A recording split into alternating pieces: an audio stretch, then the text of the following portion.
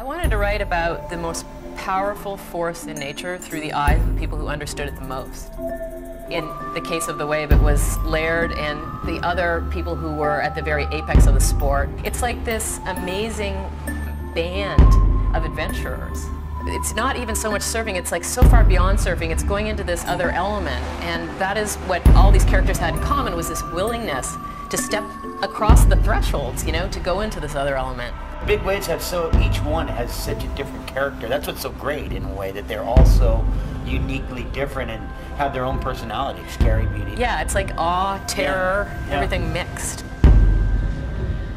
It was also the scientists that are studying these waves and trying to figure out, you know, why are all these boats disappearing? We don't even know how these waves are breaking out in the middle of the ocean. Like sometimes in a 40-foot sea there will be a 100-foot wave, and how does that even happen? For a long time there wasn't physics that could explain it, and there are still conditions under which it happens and nobody really knows why.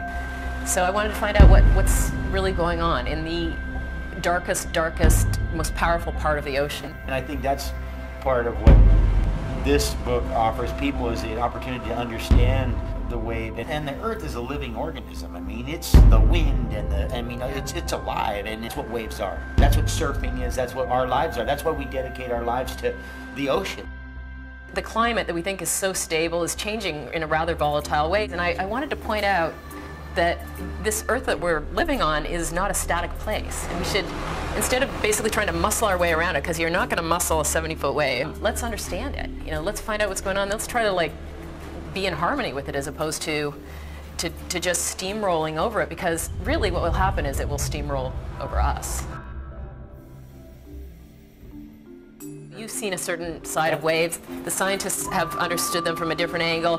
The salvagers, the ship captains, everybody who's out in these incredibly extreme conditions had something to tell for this book. So it was like a question of gathering all this very privileged information and then turning it into a narrative that could explain to people, here is the craziest force of nature and this is what's going on with it.